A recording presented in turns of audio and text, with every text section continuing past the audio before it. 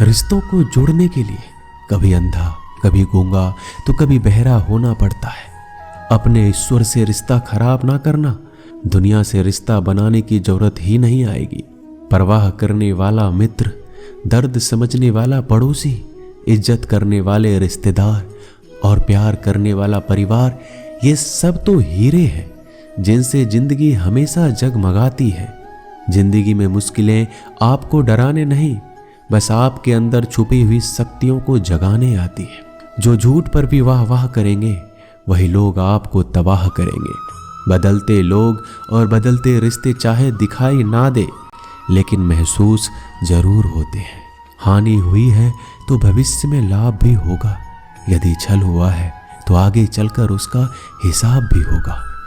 4 दिन भी नहीं निभा सकता कोई वो किरदार जो पिता जिंदगी भर निभाता है। दिलों में वही बसते हैं जो दिलों के साफ हो, क्योंकि सुई में वही धागा जा सकता है जिस धागे में कोई गांठ ना हो। टूटे तारे की तरह होता है भाई, कुछ भी मांग लो दिला देता है। बिना मतलब के रिश्ते निभाना हर किसी के बस की बात नहीं। ना किसी को परेशान कीजिए, ना किसी को हैरान कीजिए। कोई लाख गलत भी बोले, बस मुस्कुरा कर छोड़ दीजिए। जो व्यक्ति आपको अपनी हर बात बता सकता है तो समझ लीजिए वो व्यक्ति आप पर खुद से ज्यादा विश्वास करता है। किसी को कुछ कहने से पहले एक बार ये जरूर सोच लेना कि अगर वही शब्द कोई आपसे कहे तो आपको कैसा महसूस होगा। इंसान तब तक सहन करता है जब तक सहन करने की क्षमता होती है। उसके बाद ना तो वो रिश्तों की जरूरी समझता है, ना ही अपनों को। थोड़ा सा प्यार सब कुछ ठीक कर सकता है। कुछ लोग अपनी अकड़ की वजह से कीमती रिश्ते खो देते हैं और कुछ लोग रिश्ते बचाते बचाते अपनी कद्र खो देते हैं। पतझड़ में ही रिश्तों की परख होती है। बारिश में तो हर पत्ता हरा ही दिखता है। परखने वालों के साथ नहीं, समझने वालों के साथ रहो। बुरे समय में दिलासा देने वाला अजनबी ही क्यों ना हो, वो दिल में उतर जाता है। और बुरे समय में किनारा करने वाला अपना ही क्यों ना हो, वो दिल से उतर जाता है। भरोसे में इतना अंधा ना बनो कि पास वाले के असली रंग ही ना दिखाई दे। अगर कोई आपके साथ नहीं रहना चाहता तो उसे आजाद कर दो। पकड़ के रखे गए रिश्तों में कभी सुकून नहीं मिलता। तुम्हारा दिमाग ही तुम्हारी सबसे बड़ी समस्या है। ये उन वजहों को पकड़ पकड़ के लाता है जो बेवजह है। औलाद साथ छोड़ देती है, लेकिन हम सफर जिंदगी के अंतिम पड़ाव तक साथ निभाता है। वक्त जैसा भी हो, अच्छा या बुरा, बदलता जरूर है। अच्छे वक्त में कुछ ऐसी गलती मत करो कि बुरे वक्त में लोग आपका साथ छोड़ दे। सच में साथ निभाने वाले कोई बहाने की तलाश नहीं करते। जिंदगी में खुश रहने का सबसे अच्छा तरीका उम्मीद रब से रखो, सबसे नहीं। रिश्ते सिर्फ मन से होने चाहिए, मतलब से नहीं। जैसे नीम के वृक्ष पर मीठे फल नहीं लगते, वैसे बुरे इंसान से अच्छे की उम्मीद आप नहीं कर सकते। दोस्तों, जहां से अहंकार नहीं जाता वहां से रिश्ते चले जाते हैं। शोर से दूर कुछ वक्त खुद के साथ बिताया कीजिए। अनसुलझे सवालों को तब सुलझाया कीजिए। अकेले में बैठकर जब खुद से बातें करते हैं तो यकीन मानो अनगिनत सवालों के जवाब हमें मिलते हैं। कुछ कहने, कुछ सुनने का मौका मिलता है। यही वो वक्त है जब खुद को समझने का मौका मिलता है। औलाद के लिए बाप वहां भी हाथ फैला देता है जहां वो पांव रखना भी पसंद नहीं करता। जिस रिश्ते में पल पल की घुटन हो, उस रिश्ते से पीछे हट जाना ही बेहतर है। कभी अगर पैसे और रिश्ते में किसी एक को चुनना पड़े तो हमेशा रिश्ते को चुनना, क्योंकि पैसे तो आते जाते रहते हैं, लेकिन रिश्ता लौट कर दोबारा नहीं आता। आपकी कद्र वो करता है जो आपसे मोहब्बत करता है, वो नहीं जिसे आप मोहब्बत करते हो। अक्सर सस्ते सस्ते लोग हमारी जिंदगी में आकर महंगे महंगे सबक दे जाते हैं। एक राजा था जिसके पास कई सुंदर रानियां थी। उस राजा के जीवन को देखकर लगता था कि ये बहुत खुशनसीब है, इसके पास सब कुछ है। एक दिन राजा अचानक बीमार पड़ गया। राजवैद्य ने राजा का इलाज शुरू किया, लेकिन दिन प्रतिदिन राजा की तबीयत बिगड़ने लगी। फिर एक दिन राजगुरु आए और राजा को अकेले में बताया कि इस बीमारी का इलाज संभव नहीं है, यह आपका आखिरी समय है। राजा ने विचलित स्वर में पूछा कि मुझे अब क्या करना चाहिए। तो राजगुरु ने कहा, ये शरीर छोड़ने के बाद आप दूसरे लोक में जाओगे, अगर आप चाहो तो अपने साथ एक इंसान को अगले लोक में ले जा सकते हो। राजा ने सबसे पहले अपनी चहती सुंदर रानी को बुलाया। राजा उस रानी से बहुत प्यार करता था, रानी को दिन भर निहारा करता था। राजा ने रानी से कहा, मैं कुछ ही दिनों में ये शरीर छोड़ने वाला हूँ। राजगुरु ने कहा, कोई एक प्रियजन मेरे साथ चल सकता है। तुमने हमेशा मेरा ध्यान रखा, मैंने हमेशा तुमसे प्यार किया है, क्या तुम मेरे साथ मरकर दूसरे लोक चलोगे?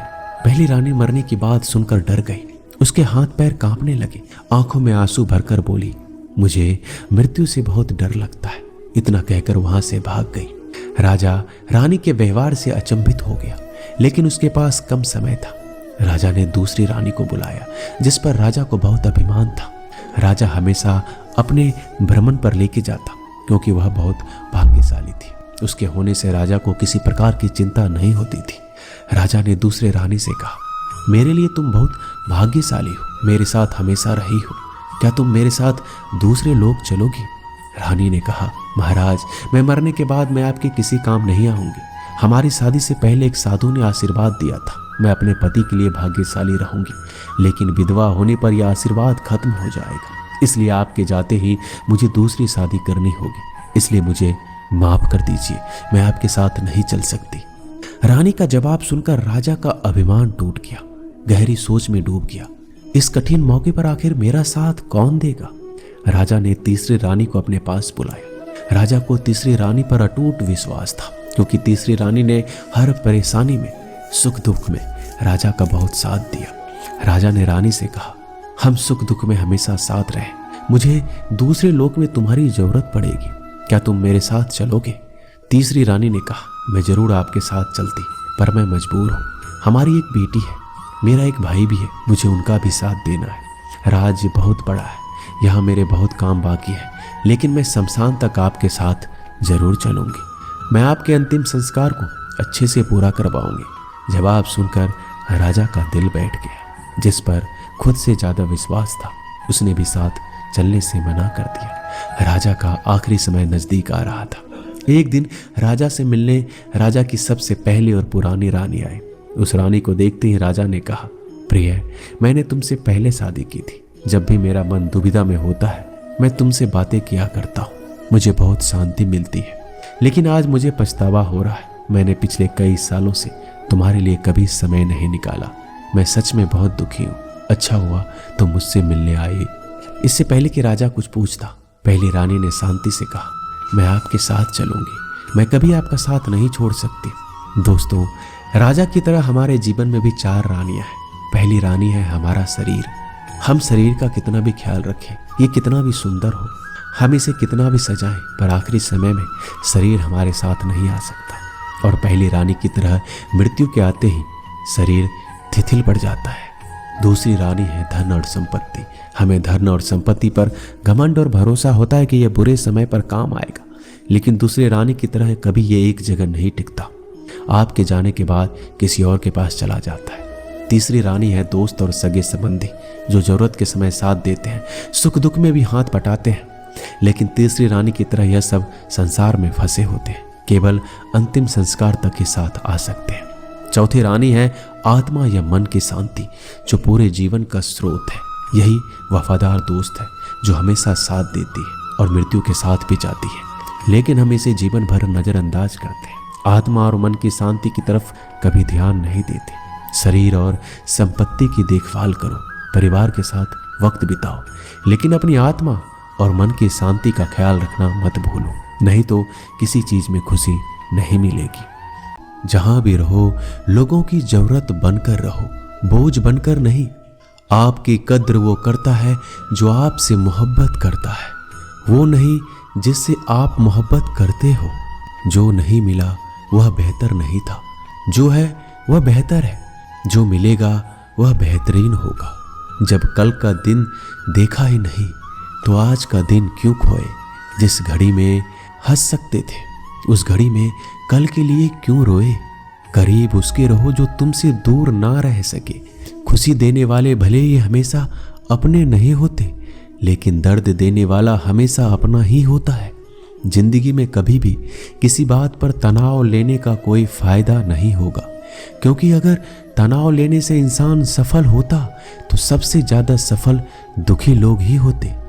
घमंड ना करे अपने रूप और रुपयों का, क्योंकि मोर को अपने पंख का बोझ उसे ऊंचा नहीं उड़ने देता। कौन अच्छा है कौन बुरा है, उसकी पहचान सिर्फ आपके बुरे वक्त में ही होती है। कोई आपसे नाराज है और उसे ये गुरूर है कि आप उसे मना लोगे, तो उसका ये गुरूर कभी टूटने मत देना।